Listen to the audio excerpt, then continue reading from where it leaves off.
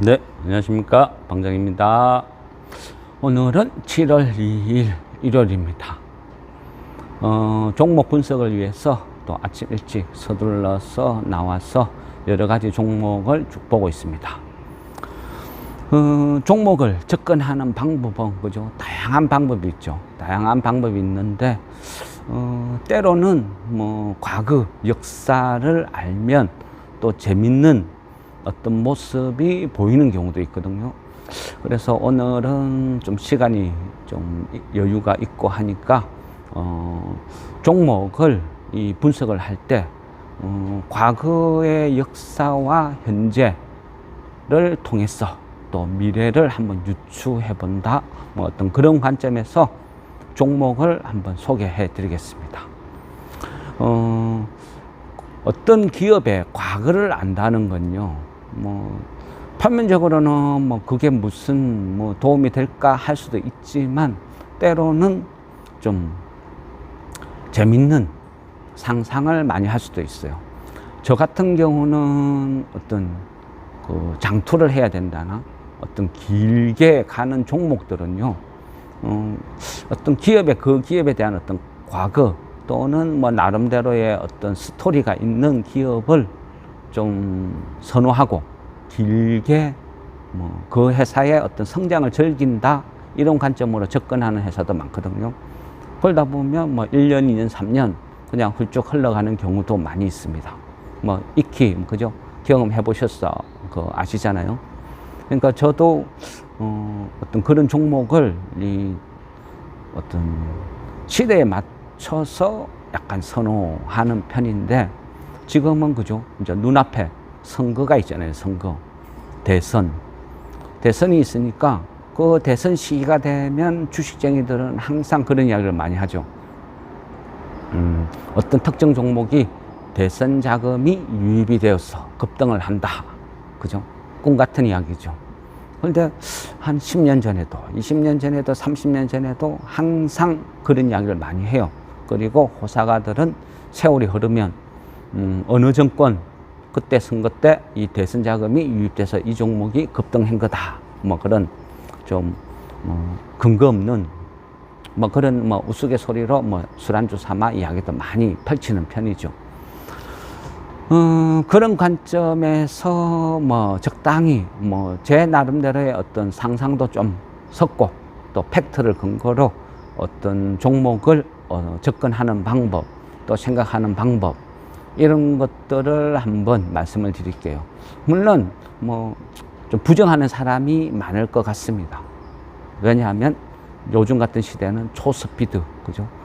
뭐 분봉 보고 스캘퍼들이 설치는 이런 세상에 저같이 뭐 과거를, 그죠? 뭐 50년 전 이야기를 끄집어낸다, 요게 좀 안 맞을 수도 있어요. 그래서 이 부분은 그냥 뭐 여담 삼아 재미 삼아 들어도 좋을 것 같습니다. 오늘 설명드릴 종목은요, 동성케미컬이라는 회사입니다. 이 동성케미컬은 부산에 있는 기업이기에 제가 좀 익숙하고 잘 아는 회사다, 이래 볼 수도 있어요.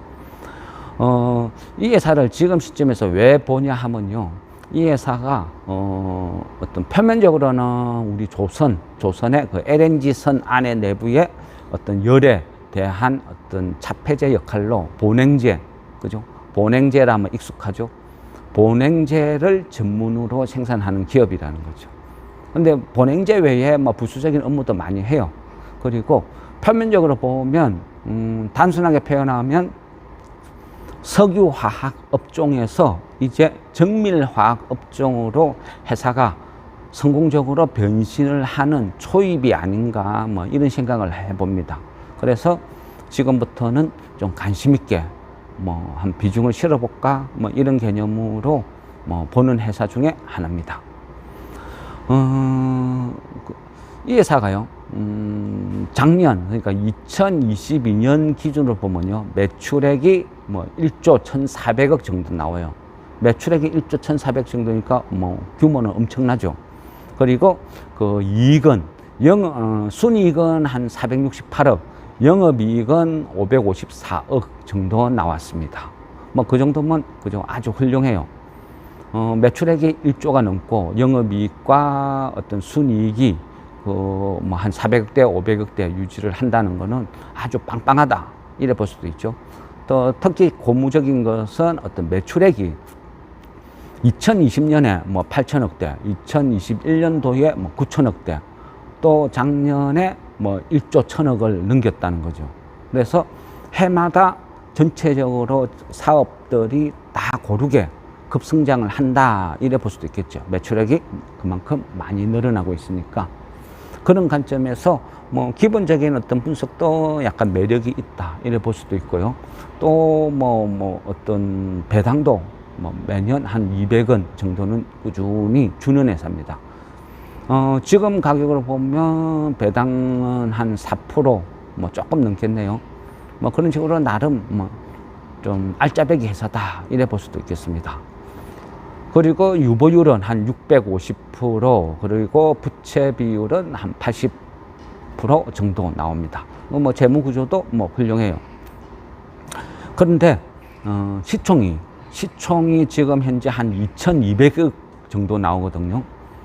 그러니까 매출액이 1조가 넘고 또 이익이 뭐 400억, 500억대 나는데 시총이 한 2,200억대니까 뭐 아주 저렴하다, 뭐 싸다 이래 볼 수도 있어요. 무조건 주식은 아무리 좋아도 그죠, 고평가되었다, 비싸다 이런 식은 저는 개인적으로 좀 싫어합니다. 그래서 항상 저평가된 기업을 선호하고 찾는 편이죠. 표면적으로는 그렇고요. 이 회사는 뭐 그러니까 뭐 TSTI네요. TSTI. 그러니까 뭐 약간 동성 지주 회사끼리죠.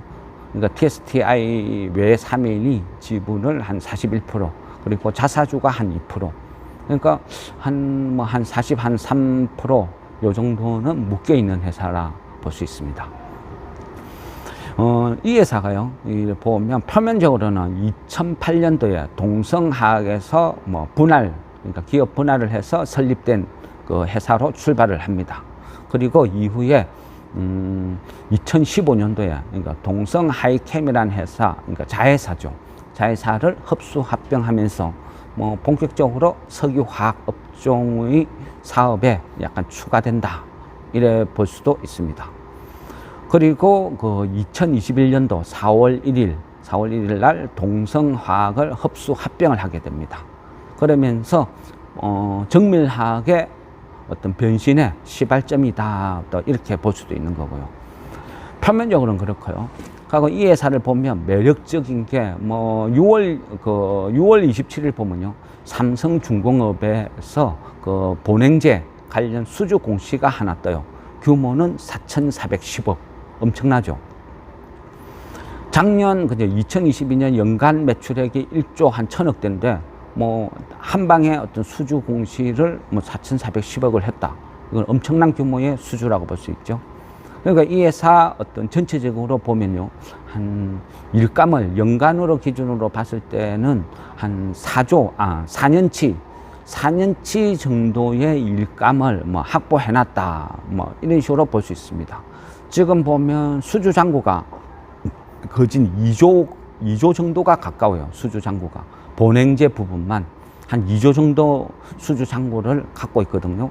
그래 보면 그 본행제가 2조 정도 되면요, 배로 따지보면 LNG선 한 100척 정도, 그 정도 규모가 되는 거죠. 그만큼 어떤 실력, 뭐 어떤 경쟁력은 있다는 이야기고, 또 추가로 그죠, 회사 관계자의 이야기를 들어보면 그 올해가 이제 LNG선 어떤 수주의 원년 이래 보니까 앞으로 한 10년 정도는 어떤 호황 기조로 달리지 않겠는가 그렇게 예상을 하더라고요. 그런 식으로 보면 앞으로도 추가 공시가 계속 나온다 이래 볼 수도 있는 거죠. 그래서 조선업의 원년이고 하니까 그런 관점, 조선주라는 관점으로 봐도 매력 있는 회사고요. 또 한편으로는 이 회사가 어떤 그 사업 다각화 차원에서 여러 가지 일을 하는데 거기서 보면요, 그 자회사 중에 한 군데가 또 어떤 자동차 경량화 사업 어떤 부서인데, 이쪽에서 보면 그 탄소섬유를 이용한 차체 이쪽으로 많이 또 개발 연구가 활발합니다.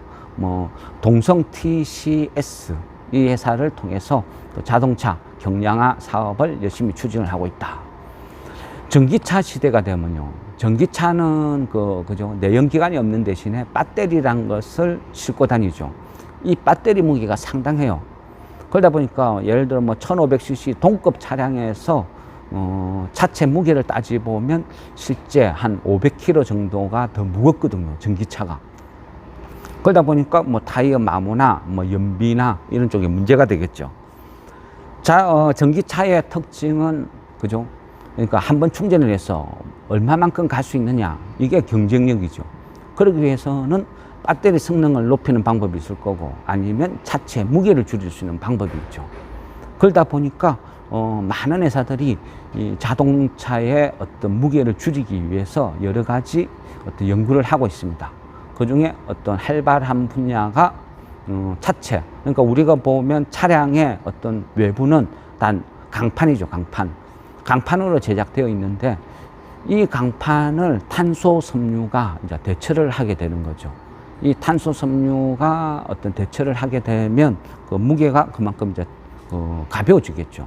가벼워지고 어떤 이 탄소 섬유는요, 같은 어떤 단위 면적으로 이래 따져 봤을 때 어떤 이제 금속, 우리가 흔히 뭐 그냥 어떤 금속의 어떤 한 200배 가량의 강도를 갖고 있습니다. 탄소 섬유의 대부분은 항공기에 주로 쓰이거든요. 기존에는 항공기에 어떤 그 알루미늄 합금을 주로 썼는데, 지금은 탄소 섬유가 대세로 지금 점점 흘러가는 구조에 있습니다. 그만큼 미래지향적인 어떤 사업이다, 이래 볼 수 있는데, 이 부분도 어떤 자회사 동성 TCS를 통해서 탄소 섬유 사업이 좀 활발하게 진행이 되고 있다, 뭐 이래 볼 수 있어요. 회사에서도요, 어떤 기술 개발 이쪽 부분에 상당히 약간 공을 많이 들이고 있고, 그런 관점에서 보면 원래 이 회사 어떤 동성그룹의 어떤 연구소 역할을 하는 그 중앙연구소라고 있는데, 이 중앙연구소가 최근에 보면 저 한양대 그 산학협력단지로 이전을 해요. 그 이전도 어떤 그 대학과 협업을 해서 여러 가지 어떤 추진하고자 하는 사업에 어떤 그 기술 이전을 용이하게 하기 위한 어떤 그런 어떤 수단으로 이전을 한 거죠. 지금 현재 보면 기업이 성공적으로 변신을 하면서 기존의 어떤 그 조선업종의 본행제, 여기는 확실한 캐시카우 역할을 해주고, 그 외에 어떤 탄소 섬유를 이용한 자동차, 어떤 전장 이쪽에 어떤 신소재 이쪽으로도 활발히 진출, 그리고 바이오, 그 다음에 어떤 그 신소재 중에서도 보면 그 어떤 썩는 플라스틱 있죠. 썩는 플라스틱 뭐 이런 것도 상당히 좀 약간 그 이제 곧 뭐 시장에 어떤 뭐 내놔도 손색이 없을 만큼 많은 진보를 지금 하고 있는 상태입니다. 뭐 그 정도로 뭐 급속도로 뭐 회사가 다방면으로 좀 변신을 성공적으로 한다, 뭐 좀 이런 관점이죠. 한 요 정도가 뭐 표면적으로 뭐 기술적 분석 뭐 한 요 정도 개념으로 보시면 될 것 같습니다. 그러면 이제부터는 제 같은 사람이 아니고 제가 좋아하는 스타일, 이 회사의 과거를 한번 파헤쳐 보겠습니다. 이 회사는요, 나름대로 약간 어떤 스토리가 좀 재밌는 기업이거든요. 업력은 1952년, 그죠? 1952년이니까 엄청나게 오래됐죠. 우리가 못 먹고 못 살던 그런 시기라는 거죠. 1952년도에 그 창업주가 백제갑이라는 분입니다. 이 평안북도 그 신의주 출신인데요. 그냥 그 일사후퇴 때 그냥 이제 피난민으로 내려오신 분이죠. 근데 이분의 이력을 보면 그 신의주 공고를 나와서 엔지니어 출신입니다. 그러다 보니까 일사후퇴 때 부산에 내려와서 뭔가 먹고 살 수 있는 뭔가가 있어야 되잖아요. 그러다 보니까 자기의 어떤 전공, 자기가 잘할 수 있는 그런 부분을 이제 생각을 하는 거죠. 그리고 그 당시는 그죠, 고무신을 신고 다니는 시대잖아요. 근데 고무신은 그죠, 좀 잘 찢어져요. 잘 찢어지고 하다 보니까 그 고무신을 뭐 약간 수리 어떤 그런 개념으로 그 신발을 아니 그 고무신을 그 당시는 다 신고 그런 시대였어요. 그러다 보니까 이분이 자기가 주특기인 전공인 어떤 그런 화학 분야를 살렸어. 그 뭐 쉽게 얘기하면 적찹제인데 뭐 본드를 만드네요. 본드란 것을 개발해서 회사 이름은 이제 금민고무. 근데 회사라고 하기는 그렇고요. 그냥 간해수공업 그 정도죠. 그러니까 금민고무라는 이런 간해수공업 쪼매난 회사를 차려서 거기에서 본드를 만들어서 고무신, 뭐 장화 이런 거를 어떤 수리 수선해주는 그런 일을 하게 됩니다. 근데 이분이 이제 뭐 워낙 어떤 그 분야의 독보적인 어떤 자기 나름대로의 어떤 노하우, 기술이 있었나 봐요. 그러다 보니까 당시 그러니까 부산 동구 범일동이라 하면 한때는요 부산에서 가장 그 번화가 잘 나가는 그런 시절도 있는 동네였어요. 근데 어쨌든 부산 동구 범일동 이쪽에 회사를 설립을 하게 되죠. 금민고무로. 그래서 점점 이제 명성을 떨치게 돼요.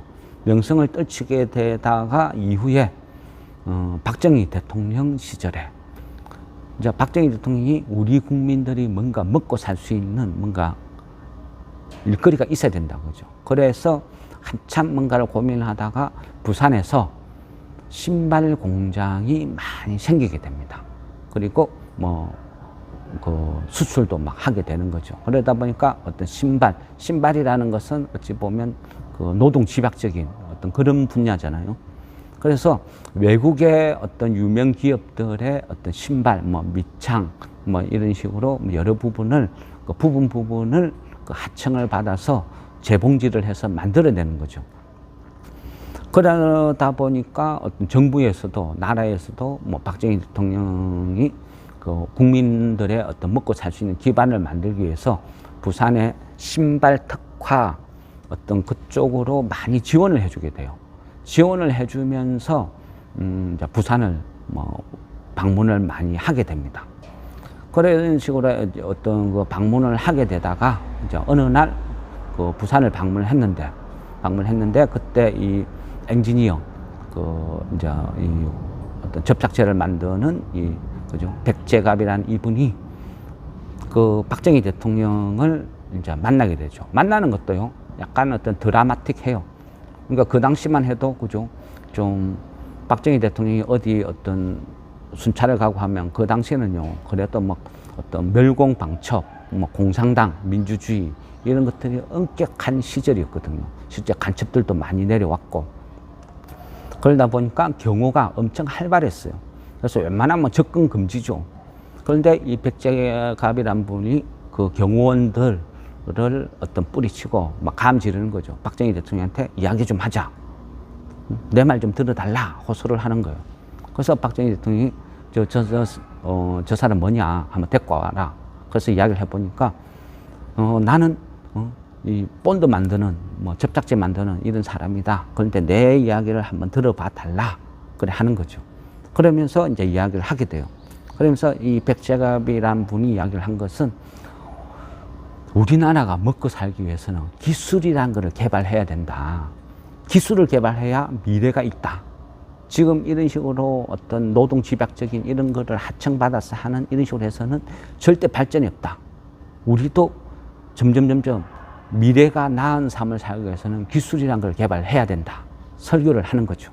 박정희 대통령이 열심히 듣고. 그리고 나서 그 이후에요. 뭐 두 분이 이제 되게 친분이 생기게 되고 박정희 대통령도 그때 이제 유명한 어떤 정책이라고 할 수 있는 말을 남겨요. 기술이는 조국 근대화의 기술 이런 표현을 써요. 그러면서 우리나라가 먹고 살기 위해서는 기술 개발하는 거 이게 맞다.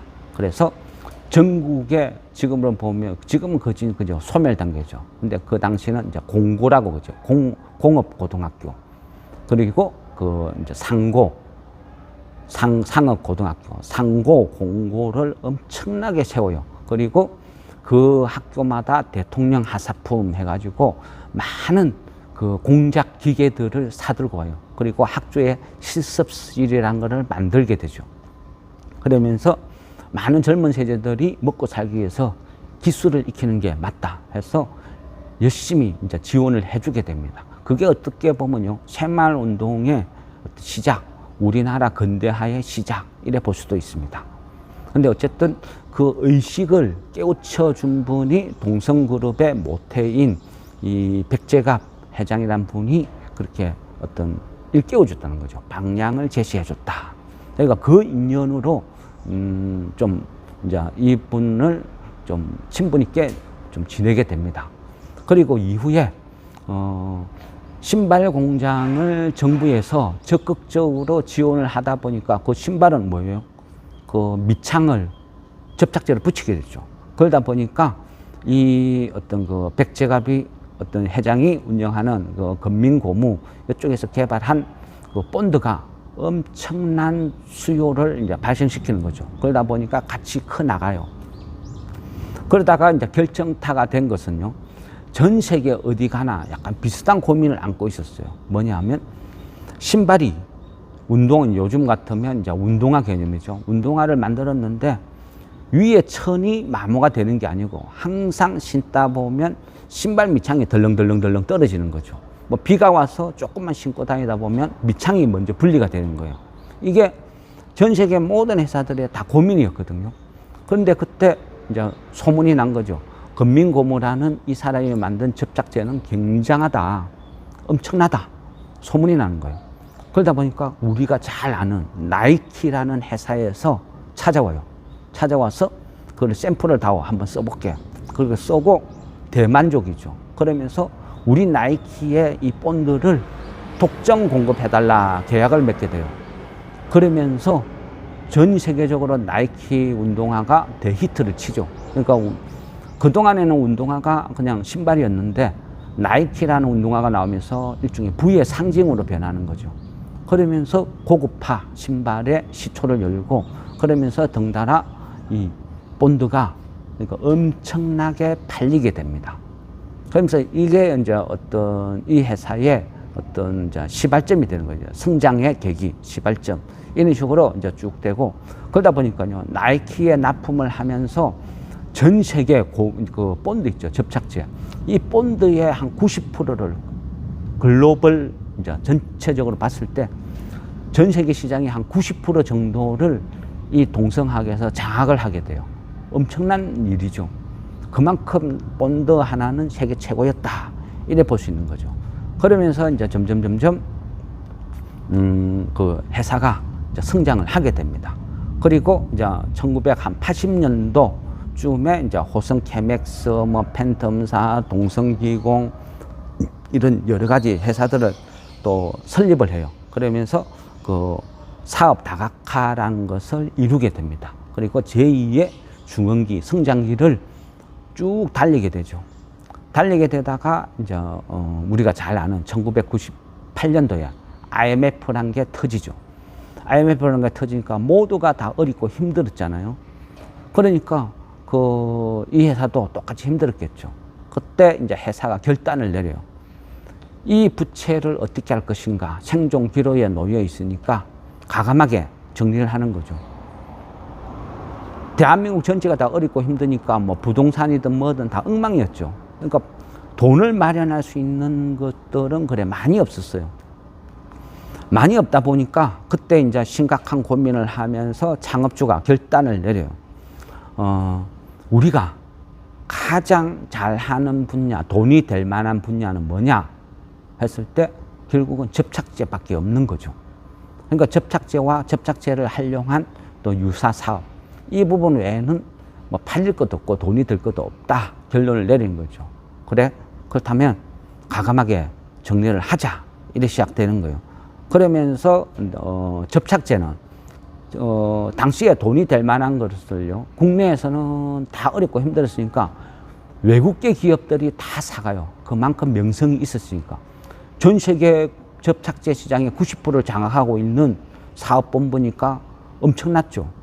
그래서 그 부분에 접착제는 영국의 ICI 그룹이라는 데서 접착제를 인수를 해가게 됩니다. 그리고 폴리올 사업, 폴리올 사업은 독일의 뭐죠? 바스프 그룹인가? 하여튼 비슷할 겁니다. 독일에서 사가고, 그리고 또 유화제나 뭐 제지용 약품이나 이런 부분이 또 있었거든요. 그 부분도 네덜란드의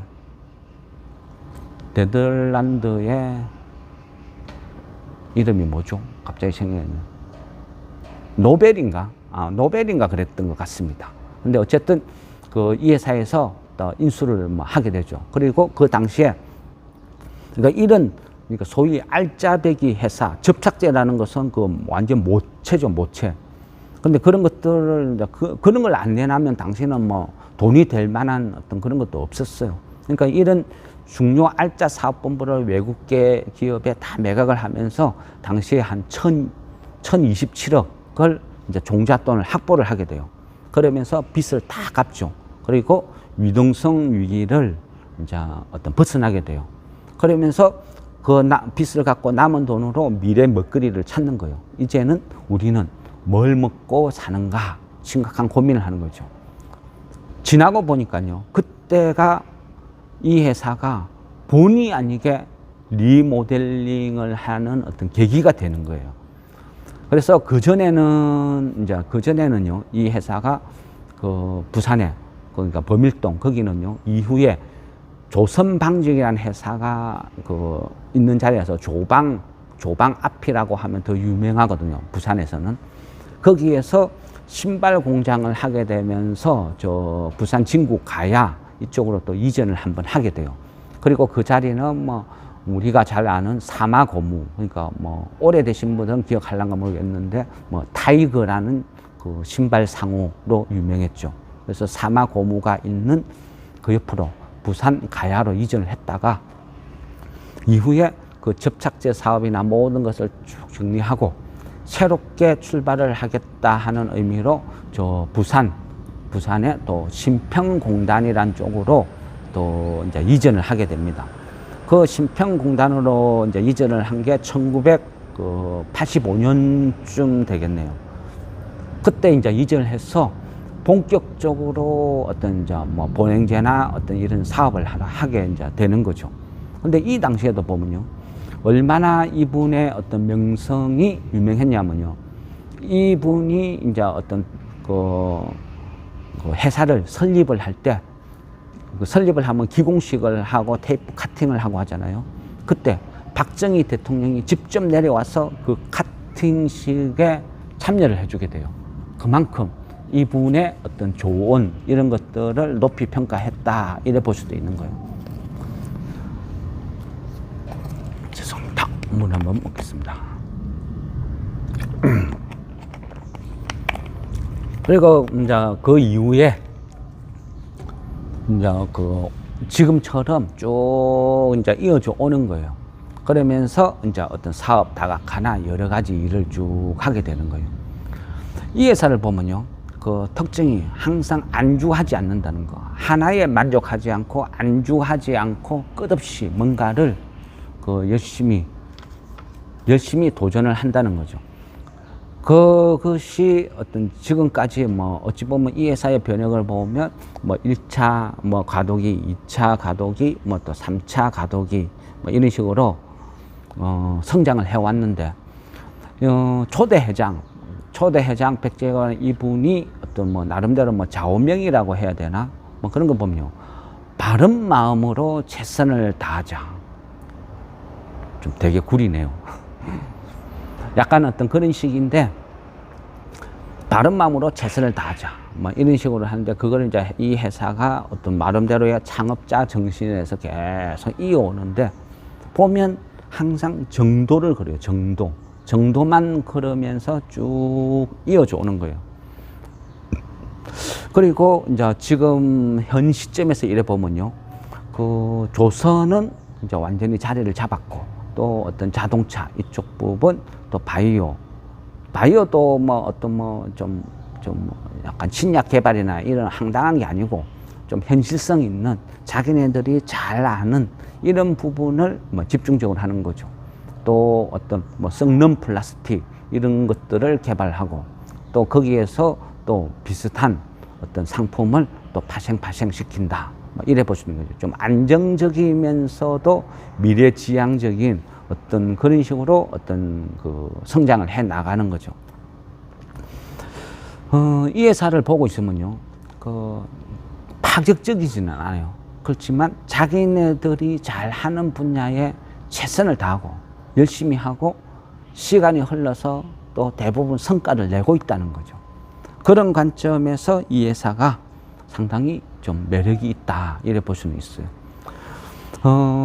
지금 그죠, 이제 올 하반기부터는 그 LNG 조선의 어찌 보면 어떤 급등 원년이 될 수도 있다, 저는 그래 판단을 하고, 조선업종 중에서 어떤 종목을 살까, 뭐 기존에 우리가 갖고 있는 종목 뭐 이런 거는 뭐 그죠, 추가로 거론할 필요는 없으니까. 그래서 어떤 새로운 종목을 이래 찾다 보니까 이 동성케미컬이 뭐 마음에 들고 지금 시점에서는 괜찮아 보이고, 그리고 뭐 이 회사를 단순하게 기술적 분석 말고 어떤 과거 스토리를 한번 뭐 이래 전달해 주면 그것도 나름대로 어떤 뭐 재밌지 않을까 싶어서 이래 이제 과거 스토리를 말씀을 드린 거거든요. 항상요, 어떤 종목이든지 저는 그렇습니다. 몰라요. 그죠? 내가 사고 떨어질지 오를지 그건 아무도 모른다는 거죠. 그러니까 어떤 종목을 접근을 할 때는요, 항상 분할 매수. 그죠? 내가 사고 나서 떨어질 수 있다는 생각으로 분할 매수 해주시고, 또 오르면 적당히 분할 매도하면서 대응을 하시라는 거죠. 뭐든지요, 항상 한 방에 해결하려고 하면 화가 미치는 거죠. 어떤 종목이 움직일 때 그걸 보고 있으면요, 뭐 VI 걸리고 나서 보고 있으면 금방 상할 것 갈 것 같은 그런 막 충동을 느껴요. 근데 그거는 아무도 모르는 거죠. 그래서 요즘 같은 또 시기는 더더욱 그렇고, 또 아마 그죠, 뭐 파월은 계속 금리 인상해가 어떤 공포를 심어줄 거라 봅니다. 그래 보면 종목도 초기에 바닥을 탈피할 때는 급등락을 막 반복을 하게 될 거예요. 그러니까 그런 것도 감안해야 되니까 항상 접근할 때는 분할 매수, 분할 매도, 이것은 철저히 지켜야 된다. 그리고 한 종목에 과도하게 비중을 실지 않는다. 이런 기본적인 원칙은요, 반드시 지켜주면 좋겠습니다. 초보일수록 더 그래요. 그래야 살아남는 게 주식시장이거든요. 그러니까 항상 그죠, 오르면 더 오를까 싶어 보고 있다가 떨어지면 그때 못 판 걸 후회하고 계속 그런 거의 반복이라는 거죠. 제일 좋은 거는요, 그냥 중립, 그냥 쿨하게 기회 주면 이게 어디야 하고 분할 매도, 또 매수를 할 때는 항상 떨어질 수 있다 생각하고 분할 매수, 이게 가장 정답인 것 같습니다. 예, 이상 동성케미컬 스토리 마무리하겠습니다.